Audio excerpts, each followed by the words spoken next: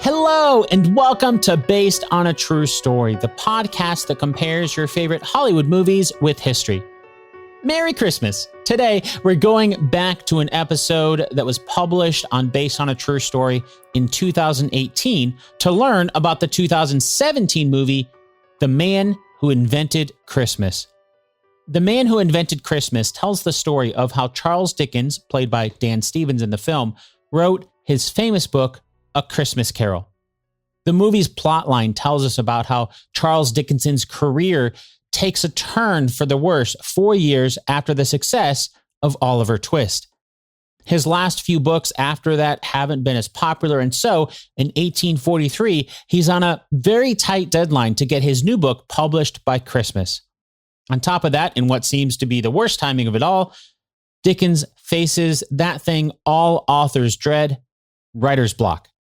As the story progresses throughout Dickens writing the book in the movie, he's wrestling with his own challenges of getting the book done for A Christmas Carol, and we also see the story of the ghosts of Christmas past, present, and future that would end up being in the book. I remember when I first saw the movie thinking it was a very creative way of retelling the classic story of A Christmas Carol while also telling some of the true story behind the creation of it.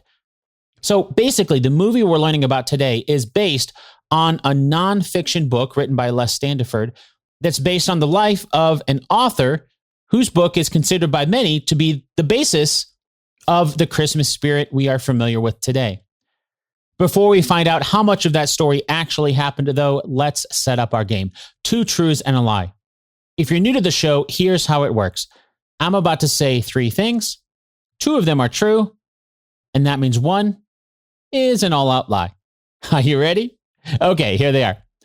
Number 1, Charles Dickens was forced into child labor at a young age.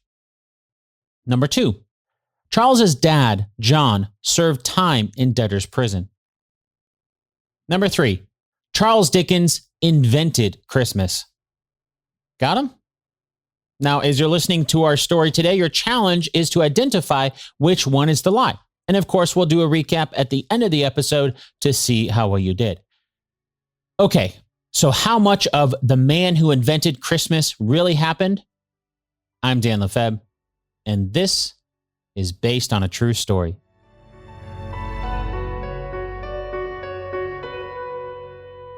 The movie opens with some text on screen giving us a bit of background. We're in New York in the year 1842.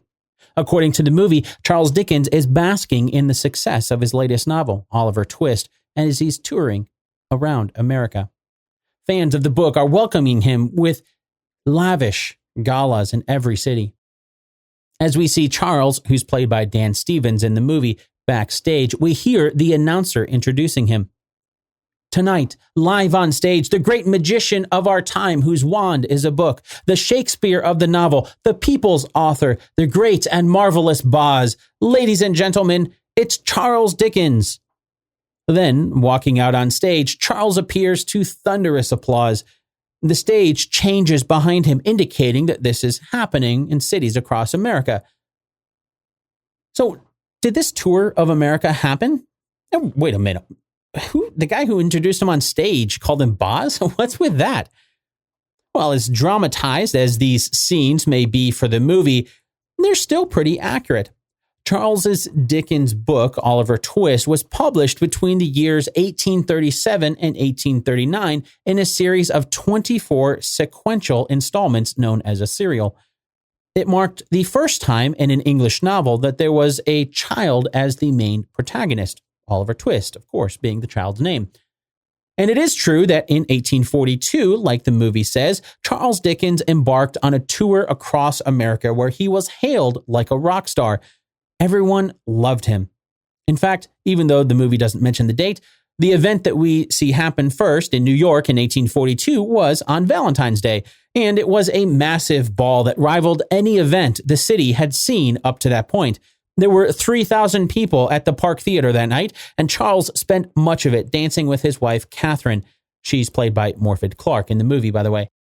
But that tour wasn't all happiness. The trip started off for Charles to see if the Americans had a better system than the classes in England that he despised. The movie doesn't mention this at all, but after the first few stops, Boston, New York, Charles quickly started to go downhill.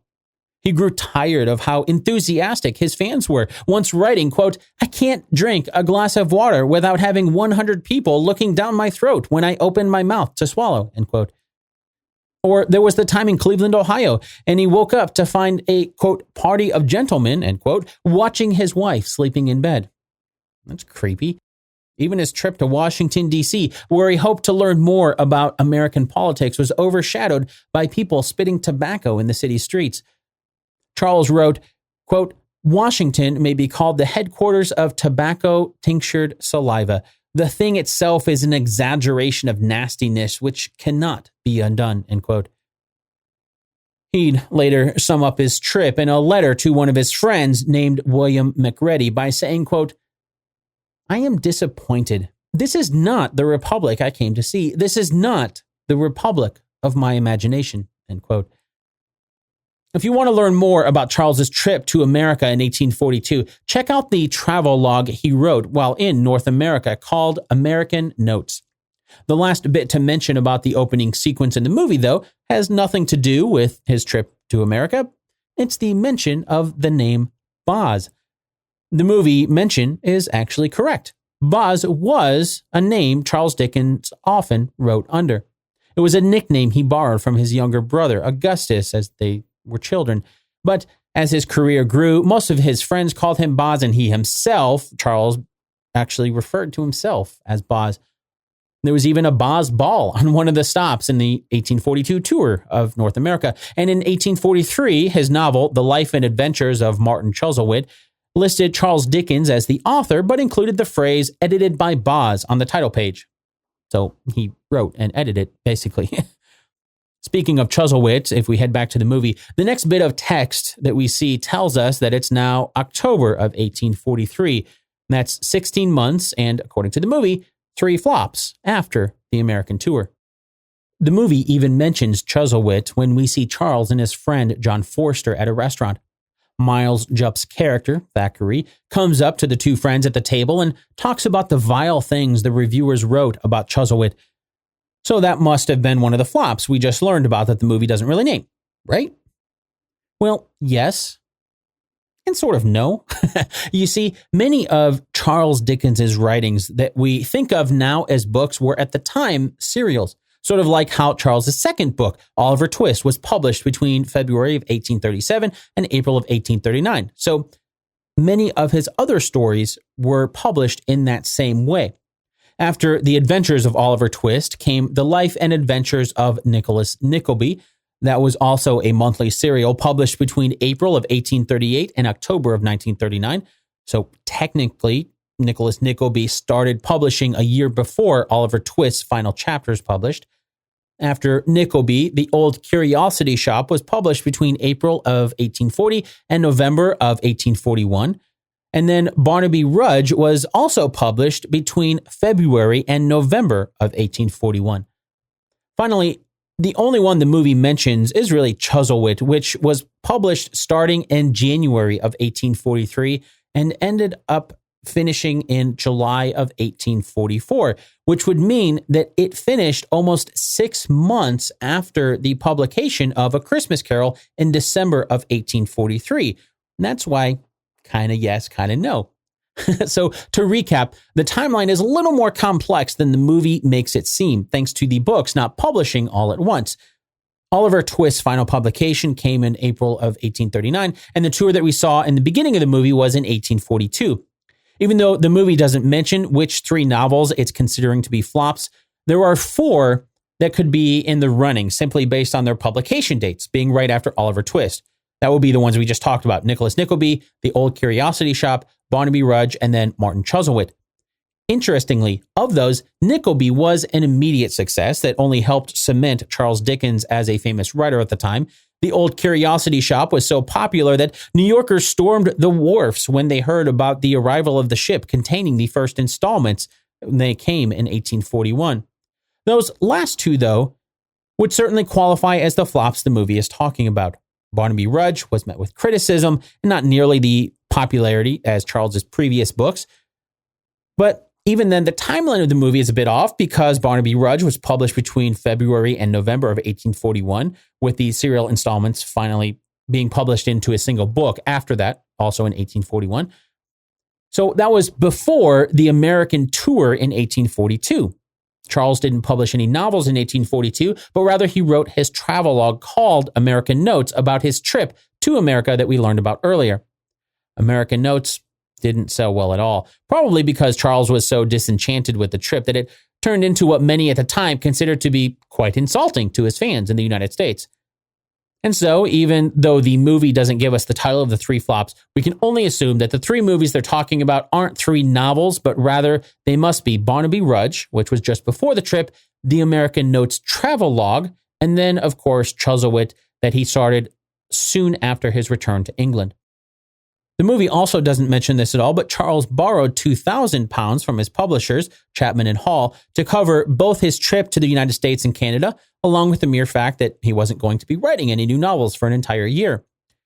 Adding to that was another £1,000 of debt that Charles had racked up thanks to the poor sales of his book just before the tour, Barnaby Rudge. That loan was to be paid back in the form of a new novel that Charles would begin writing as soon as he returned from North America. But they added another stipulation to the loan that they would take out, his publishers that is, would take out £50 of his monthly salary of £200, making it £150, if they didn't have the sales of his next book that they needed to start paying back the back loan. Charles and Catherine began their return journey from North America on June 7th, 1842, and then in January of 1843, the first of the Chuzzlewit stories were published. Like the movie suggests, Chuzzlewit was significantly less popular than his previous books, but as we learned earlier, the timeline of the movie is going to be a bit off because Chuzzlewit continued their monthly installments through July of 1844. So it's not like it was a completed book like the movie suggests or makes it seem by the time October of 1843 rolled around. Going back to the movie, with a growing debt looming, Charles is talking with his publishers when he mentions a new book. They say, well, obviously we'd love to consider it. Wait, consider it? Charles asks. Well, yes, if we like it, they stammer. In a huff, Charles leaves the room. The great Charles Dickens's writing isn't a sure thing like it had been in the past. It seems they're a bit more hesitant now that he's had a few less than successful books. And that's true. Granted, it didn't happen exactly like what we see in the movie, but as Charles continued to write the Chuzzlewit story, it evolved with the sales. Remember, they were published in installments as they were released, and as sales weren't where they wanted them to be in the beginning, Charles added a bit of a stab at the United States that he thought might help increase sales in England. In particular, many critics pointed to a part where a couple of the book's characters are having a conversation. Why, I was a-thinking, sir, that if I was a painter and was called upon to paint the American eagle, how should I do it? Paint it as an eagle, as you could, I suppose. No, said Mark, that wouldn't do for me, sir. I want to draw it like a bat, for its short-sightedness, like a bantam for its bragging, like a magpie for its honesty, like a peacock for its vanity, like an ostrich for putting its head in the mud and thinking nobody sees it. Well, needless to say, this characterization of the American eagle didn't win him any new fans in the United States. In fact, it lost him one of his most popular supporters in American author Washington Irving. He's the guy who wrote The Legend of Sleepy Hollow, among other classics. But in England, it did help with sales, just not as much as Charles wanted. The series sales increased by only about 3,000 copies, going from 20,000 to 23,000 issues being sold for The Life and Adventures of Martin Chuzzlewit. For a bit of comparison, his hits like Nicholas Nickleby had 50,000 people buying each issue of the monthly installments, while The Old Curiosity Shop boasted sales of just over 100,000 per issue. Chuzzlewit wasn't pulling in the numbers it needed to keep Charles's publishers from taking that £50 out of his monthly salary that they had agreed to earlier. And even though he'd agreed to the reduced stipend should sales be low, when the time came to actually reduce his paycheck, Charles was understandably not too happy about it. So that is what caused Charles to get upset at his publishers at Chapman and Hall. It wasn't really their hesitation over publishing his new book like the movie shows, although if it could have been a fly on the wall for their conversations, I'm sure they weren't happy about the low sales and were indeed very hesitant about working with Charles anymore until he'd been able to start paying back some of the money that he owed them. Charles, thoroughly upset at the low sales, growing debt, and the latest news that Chapman and Hall were going to start deducting money from his salary, wrote a letter to his friend John Forster in which he promised he would never write for Chapman and Hall again. Then, seemingly in a move to back up his words, Charles signed an agreement with the company that was printing his books, Bradbury and Evans, to work with them to print his next book. Back in the movie's storyline, after storming out of his publisher's office, Charles meets up with his friend, John Forster, at a restaurant, and we see one of the waiters stop by. Charles asks his name, to which he says it's Marley. Charles writes this down, saving the name for future use. Of course, we know how he used the name, Jacob Marley, the deceased business partner of Ebenezer Scrooge. But is that true? Was Jacob Marley based on a real person? Well, maybe. Even though the movie makes it seem like Charles got the name from a waiter in the restaurant, the basic gist of Charles collecting names of people he met for future use was true. It's just that in this instance, Jacob Marley most likely did not come from a waiter's name. It's hard to know for sure since there's no documented proof tracking the origins of who may have been the inspiration for Jacob Marley, but according to a historian named Barry West, he believes the character was inspired by a London physician named Dr. Miles Marley. According to Mr. West, who spent years researching the topic, there's a newspaper clipping that suggests Dr. Marley hosted a party for St. Patrick's Day at 11 Cork Street in Westminster, London. One of those guests invited for the celebration was none other than Charles Dickens. So it would make sense that Charles and Dr. Marley had met even before the event. You don't invite random guests to your party, usually. And according to Mr. West's research, there's also evidence of a conversation during the event where Charles told Marley that his name, which both agreed was unusual, would be a household word by the end of the year. The next major plot point in the movie takes place when he's tracked down in a crowd by a woman who says she's a big fan. Then her husband, an older man, arrives. He's obviously not a fan. The interaction goes something like this. Charles starts by asking the old man, "What don't you like about my writing?" It becomes clear what kind of man he is when the old man replies with something to the effect of how those people don't belong in books. Those people? You mean the poor? What do you think they should do with those people? Aren't there workhouses? This angers Charles. You know how many people would rather die than work there? The old man stiffens. Then let them. It'll reduce the surplus population. Sickened, Charles leaves. That's when, across the street, another man calls to him, showing 2 children. He asks Charles if he wants to buy them. They're small and can fit into any chimney. Angered by this, Charles races after the man. He loses him in the alleyway, but this leads to a graveyard where he sees a burial taking place, witnessed by a single cranky old man. We never really find out who the man was, but that man is played by Christopher Plummer, and eventually he ends up playing the character that Charles creates out of this whole experience, Ebenezer Scrooge. That's made up for the movie, but sort of like the difference between the waiter we saw in the movie and the real person who may have been the inspiration for him, most historians believe there was a real person who was the inspiration for Ebenezer Scrooge. The problem is, we don't really know exactly who that person was, and there's quite a few theories out there. Probably the most outlandish of those was a theory that most historians don't really believe is true. That would be the one where Ebenezer Scrooge was based on Ebenezer Scroggie, whose last name means mealman and was, according to this story, a caterer to King George IV. But when Charles saw his gravestone, he misinterpreted the last name to mean mean man instead of mealman, and the character of Scrooge was born. But as I said, that's most likely not true. A more likely person to be the inspiration for Scrooge may have been a man named Jemmy Wood, who many believe to have been Britain's first millionaire. He was a bank owner and, like Scrooge, was well known in his time for being extremely stingy. The idea there being that the name Scrooge stems from an Old English word meaning squeeze. Or if you remember that phrase from the old man in the movie about the poor dying to reduce the surplus population, that's not something original from the movie. That's actually something that Scrooge says in A Christmas Carol, and also something that many have attributed to a political economist named Thomas Malthus. Then again, there's another quote from Scrooge in the book that resembles someone else in history. That'd be the line where Scrooge asks, "Are there no prisons? And the union workhouses and the treadmill and the poor law are in full vigor then?" A man named Thomas Carlyle wrote something similar when he wrote in 1840, "Are there not treadmills, gibbets, even hospitals, poor rates, new poor law?"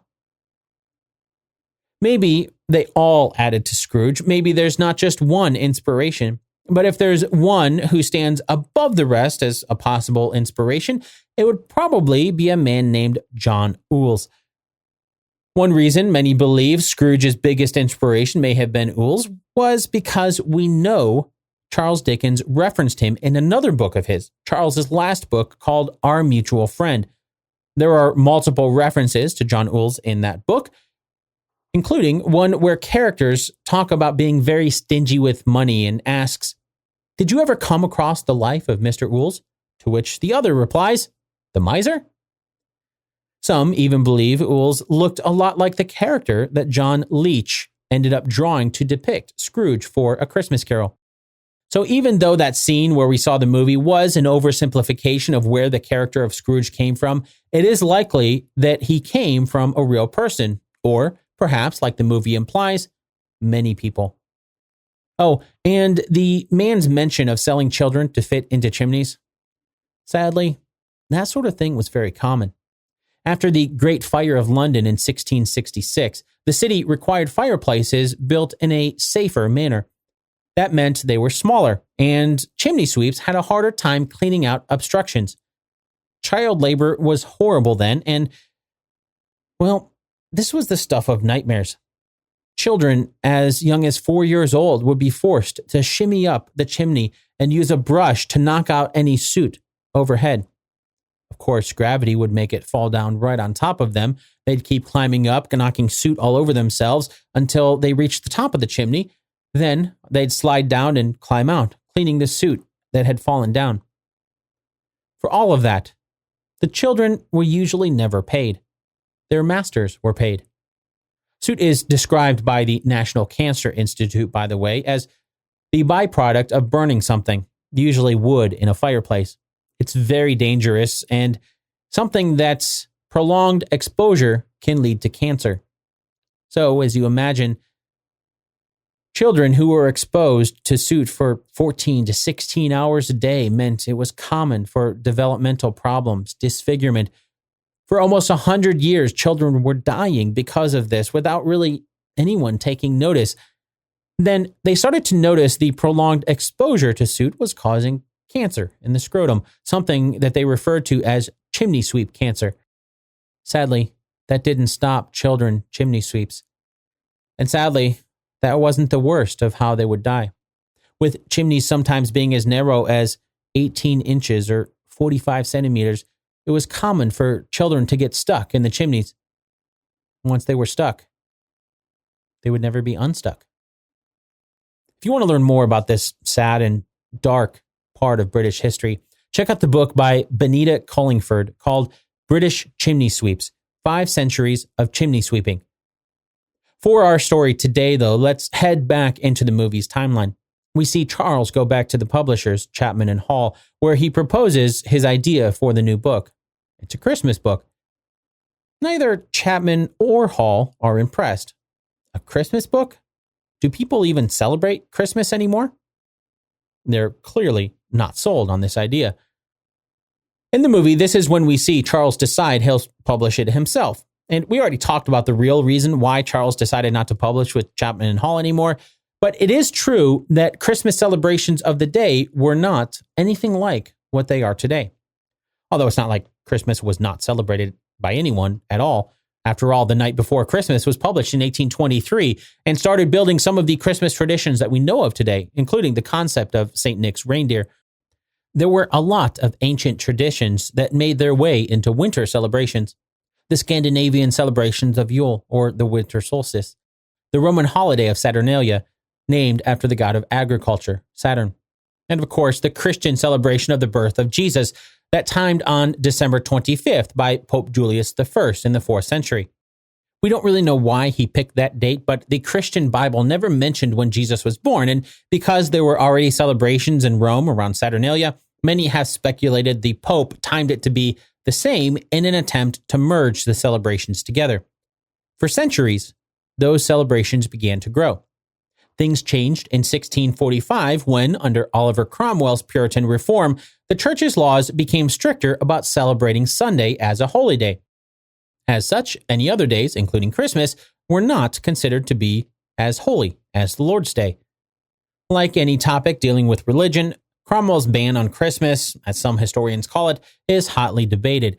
But regardless of how much of a ban it was, it did slow the celebration of Christmas as a holiday in England for quite some time. Much of that sentiment made its way into America, where settlers made their way in the mid to late 1600s.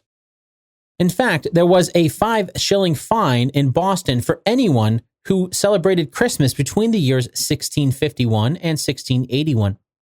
That wasn't everywhere, though. There were some reports that the Jamestown settlement happily celebrated Christmas. The American Revolution changed things in the newly formed United States, with many of the English traditions being overturned. That included Christmas celebrations, which started ramping back up in the States.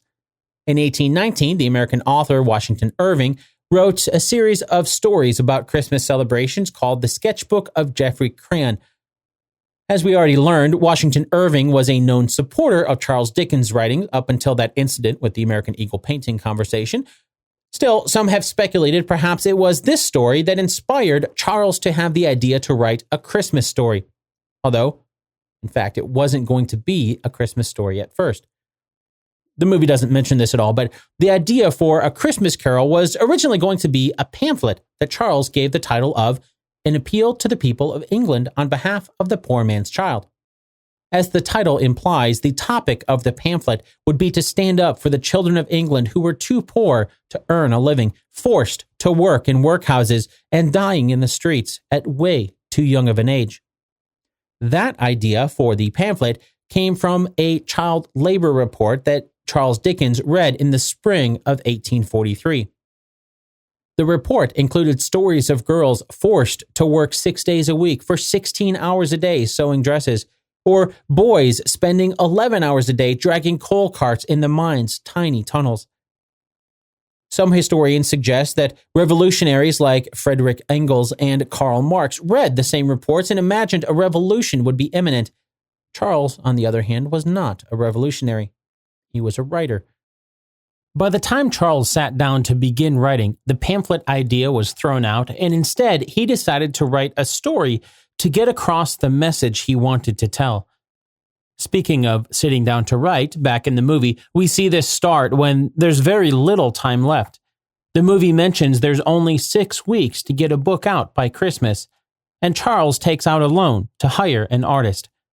That man turns out to be John Leech, a very well-respected artist who agrees to the tight deadline, with some extra money in there for a rush job, of course.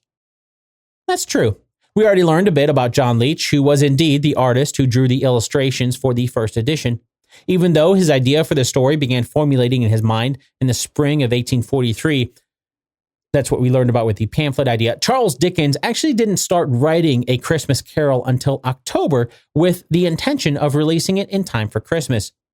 It's around here that, in the movie, we're introduced to Charles' sister, Frances, or Fanny, as she was called by her family and friends. She's played by Katie McGinnis. She arrives at Charles's home with her husband, the Reverend Henry Burnett, and their young son, Henry Jr. He's played by Pierce Kearney, while the senior Henry is played by Marcus Lamb. Charles is delighted at the arrival of his sister, which is a sentiment he doesn't really have when his mother and father arrive. Speaking about his dad, who's played by Jonathan Pryce, by the way, Charles starts complaining about him to his sister.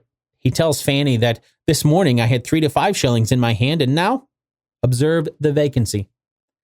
Then, watching his father playing with Charles's children, Fanny says, "No one is useless in this world." And then Charles finishes, "Who lightens the burdens of another." That quote is often attributed to Charles himself, and while it is possible that he came up with it, it's also very possible it's something that he got from his parents. There's one thing that's nearly impossible to track down their original source. It's quotes. What we do know, though, is that Charles Dickens did indeed have a very strained relationship with his father. Most of that revolved around money, something that John never seemed to have. Some of that debt might be attributed to the fact that John Dickens had 8 children. Trying to raise that many kids isn't the cheapest thing to do. But then again, Charles Dickens had 10 children of his own. So it would seem that the biggest reason for John's financial misfortunes just boiled down to having a poor sense of how to handle and deal with money. We see the culmination of this animosity over money between John and Charles in the movie in the next scene. It happens as Charles is writing his book, and we see the ghost of Christmas past. She's played by Anna Murphy, the same girl who plays the Irish maid in the Dickens home, Tara. It's here that the movie jumps back in time to Charles as a child. He's only 11 years old, and John is being carted off. We don't really know where to at this point, but John mentioned something about being free once the debt is paid. So we must assume it's debtor's prison.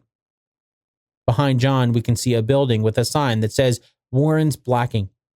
In the jailer's cart, we can see John, a girl behind him, and his wife, Elizabeth, holding a son. So there's at least 2 children in there. While it is true that John Dickens was sent to debtor's prison, the way the movie shows it happening isn't accurate. It was on February 20th, 1824, when John was sent to the Marshalsea debtor's prison because of a loan in the amount of £40 and 10 shillings to a baker in town named James Kerr. That's not the only debt John incurred. That was just the final straw of a debt totaling £700. But the inaccurate part in the movie isn't John being sent to debtor's prison. The inaccuracy was showing Elizabeth and 2 children being sent there at the same time. It was in April, a couple months later, of 1824, when Elizabeth and 4 of their youngest children were sent to Marshalsea with John. That would be 4 of their 7 children at the time. The last of their children, little Augustus Dickens, wasn't born until 1827. The movie is correct, though, showing that young Charles Dickens was forced to work at Warren's Blacking warehouse. He did get paid, but barely, 6 shillings for an entire week's worth of work. His job there was to work 10 hours a day pasting labels onto boot blacking, or shoe polish. Here's how Charles described his days at Warren's in a letter to John Forster many years later. The blacking warehouse was the last house on the left-hand side of the way at Old Hungerford Stairs. It was a crazy, tumble-down old house, abutting, of course, on the river, and literally overrun with rats. Its wainscoted rooms and its rotten floors and staircase, and the old gray rats swarming down in the cellars, and the sound of their squeaking and scuffling coming up the stairs at all times, and the dirt and decay of the place rise up visibly before me, as if I were there again. The counting house was on the first floor, overlooking the coal barges and the river. There was a recess in it in which I was to sit and work. My work was to cover the pots of paste blacking, first with a piece of oil paper and then with a piece of blue paper, to tie them round with a string, and then to clip the paper close and neat all round until it looked as smart as a pot of ointment from the apothecary's shop.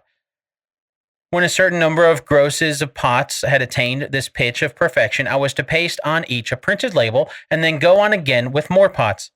2 or 3 other boys were kept at similar duty downstairs on similar wages. One of them came up in a ragged apron and paper cap on the first Monday morning to show me the trick of using the string and tying the knot. His name was Bob Fagin, and I took the liberty of using his name long afterwards in Oliver Twist. The character of Bob Fagin was very controversial for the anti-Semitism, but that's a story for another day. John's days in debtor's prison ended when his mother died and left him all the money she had, £450. That was immediately taken by the debtors, and along with the 146 pounds John was being given as a pension for his time as a clerk in the Navy, things were looking up. The Dickens family was allowed to leave prison when John agreed to declare bankruptcy and give up all his possessions while promising to pay back the rest of the debts as soon as possible. It'd be a couple more years before those debts were finally cleared. The movie really focuses more on Charles' strained relationship with his father over having to work at the workhouse due to John's debts, but he was also bitter toward his mother. You see, after John and Elizabeth were released from prison, Charles was not freed from the blacking warehouse until after a disagreement between John and Charles's boss at the warehouse resulted in Charles getting fired. His mom wanted him to keep working there so he could make money for the family, even though it was a meager sum. But his dad wanted Charles to go back to school, something he'd been pulled from when John had been sent to prison. For her wanting him to go back to the blacking warehouse, Charles harbored a bitterness toward his mother that lasted until the end of his life. Back in the movie, we see the ghost of Christmas Present next. He's played by Justin Edwards, the same guy who plays John Forster in the film. After a bit of explanation that the ghost of Christmas Present is all about the gifts of abundance, goodwill, and generosity, the ghost turns to Christopher Plummer's version of Scrooge. But you wouldn't know anything about generosity, would you? Scrooge looks a bit sheepish. Unlike these people, the ghost continues, and the scene transforms to show Bob and Mrs. Cratchit. She never really has a name, but some adaptations of the story have called her Emily. Together with their children, Martha, Belinda, Peter, a few other unnamed kids, and of course, the youngest, Tiny Tim. He's very sick and must use a crutch to get around. According to the movie, these characters are all inspired by Charles's sister's family, including little Henry Jr., who we see walking with a crutch just like Tiny Tim. Like we learned about many of the other characters for Charles's stories, there very well could have been many inspirations for Tiny Tim, but most historians agree that it was indeed Fanny's son, Henry Jr., who was mostly the inspiration for Tiny Tim, although it's worth pointing out that his name wasn't always Tiny Tim. In the first draft, it was Little Fred, possibly named after one or both of Charles's younger brothers, Frederick or Alfred. In fact, some historians believe the sickliness of Tiny Tim was inspired by the illness of his younger brother. So perhaps, again, we have a character born out of multiple real people. Going back to the movie, we see the final of the three ghosts next. It happens when Charles is walking in the city at night. And not to get too sidetracked, but that's something Charles did. As biographer Claire Tomlin mentioned in her great book, Charles Dickens, A Life. During the 6-week period writing A Christmas Carol and under the stress of declining sales and a growing family, Charles would walk as much as 15 to 20 miles a night around London. That's about 24 to 32 kilometers, by the way. And during those walks, he would focus on formulating the storyline for his book. And so, in the movie, it's on one of these walks that he comes across the ghost of Christmas yet to come. The movie doesn't show this as a character played by someone that we're already familiar with, like the other two, but rather a scary-looking figure that's cloaked and towering above everyone else. Following its finger, Charles and the host of characters in his mind that are following him find themselves in the Cratchit household. Mrs. Cratchit asks Robert if he went to the cemetery today. Yes, he replies. My little child. My little child. Then, as the tears flow for Mr. and Mrs. Cratchit, we see Tiny Tim's crutch lying unused by the fireplace. Suddenly, we're back to reality as Charles is reading the story to Tara. Wait, Tiny Tim dies? Tara is in shock. No, he can't die. Well, he was very sick, Charles says, implying that the end was inevitable. But he can't die. Scrooge must do something to fix it. Of course, that's not exactly how it happened in the movie, but you get the idea. As dramatized as this scene is for the film, it's very possible something like that could have happened. And while I couldn't find anything in my research to indicate Tiny Tim would explicitly die in the original version of A Christmas Carol, in a book called The Lives and Times of Ebenezer Scrooge by Paul Davis, he writes that Charles didn't include that epic line confirming that indeed Tiny Tim did not die. That was not included in the original handwritten manuscript. It would seem that was added later by the time it was being printed. As for the illness that Tiny Tim had, many have speculated as to the nature of it. The movie makes no mention of this, but probably because Charles never really clarified it himself. But the mere fact that there was a curable illness has made many people wonder about what it was. And most doctors who have been asked this question tend to believe it must have been rickets. That's an illness that was common for children in the 19th century England, where smog often prohibited the most natural source of vitamin D that kept rickets at bay. The symptoms for rickets would be a loss of bone density and weak muscles, which would have led to the crutch. Eventually, if untreated, it would lead to death, something that sadly many suffered.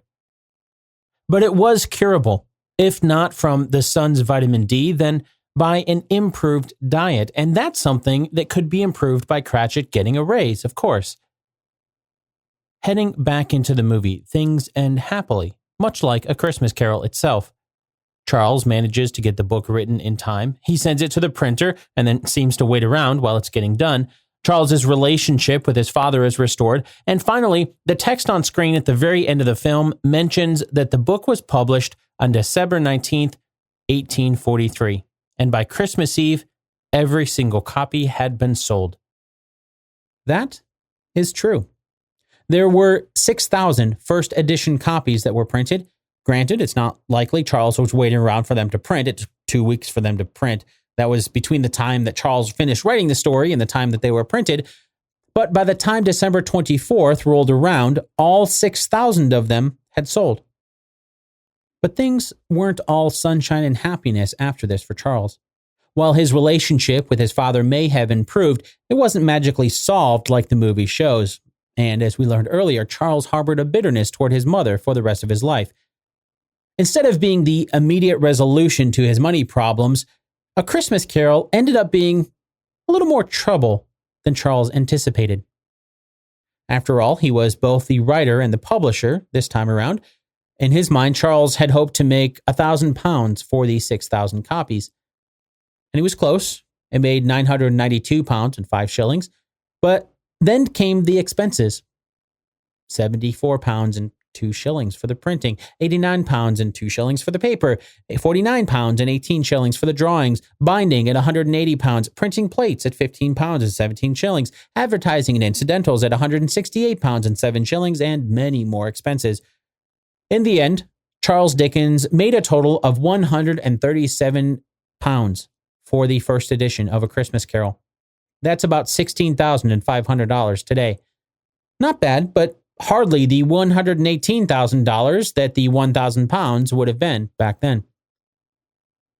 But then Charles was also thrust into a battle to defend his work. It started when the book made its way to America. In January of 1844, the American publishers, Harper & Brothers, advertised A Christmas Carol would be available on January 24th for only 6 cents a copy. With an exchange rate of $5 to £1, the cost of 5 shillings for the authorized version was a lot more expensive. The reprint by Harper was cheaply made. It didn't include any of the 4 original illustrations by John Leech that Charles's authorized version did, and well, it was a blatant copyright violation, but it was 6 cents. It sold well, but Charles never saw any of the money in royalties for it. And it didn't stop there. Newspapers in America serialized the story and others ripped it off. For example, an author named Henry Hewitt published a book called A Christmas Ghost Story that was a little different, but not much. According to Henry, he just improved and added on Charles's original story. Of course, Charles never saw the money from Henry's book either. Sure, there were copyright laws, but there hadn't been agreements between the United States and England on those copyrights yet. When he wrote the book, Charles was hoping to make £1,000 in profit from his story in the weeks following its release. A full year later, he'd made a grand total of £744, or about $89,000 in today's US dollars, from A Christmas Carol.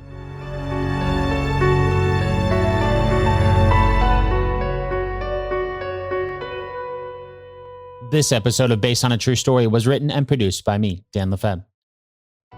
To learn more about the real story behind A Christmas Carol, I'd recommend starting with the book that the movie is based on. It's not written anything like the movie. That is, the movie is a dramatization, whereas the book is more of a historical piece. But the book is also called The Man Who Invented Christmas by Les Standiford. I'll include a link to that book, as well as a link to A Christmas Carol, an audio production that I actually did back in 2018. You can find that over on the show's home on the web, based on a true story podcast.com. Okay, now it's time for the answer to our 2 truths and a lie game from the beginning of the episode. As a refresher, here are the 2 truths and 1 lie. Number 1, Charles Dickens was forced into child labor at a young age. Number 2, Charles's dad, John, served time in debtor's prison. Number 3, Charles Dickens invented Christmas. Did you find out which one is a lie? Let's count it down and start with number 3. Charles Dickens invented Christmas. And right away, we have the lie. Even though the book and the movie are called The Man Who Invented Christmas, neither of them are really trying to say that Charles Dickens actually made up the holiday from scratch. What they are saying, though, is that Charles Dickens was largely responsible for that Christmas spirit that we are so familiar with today, that feeling of love and generosity that makes this a special time of year. That means number 2 is true. Charles's dad, John, served time in debtor's prison. As we learned, John Dickens was sent to debtor's prison in 1824 because he owed the total amount of about £700.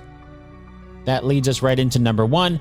Charles was forced into child labor at a young age. That is also true.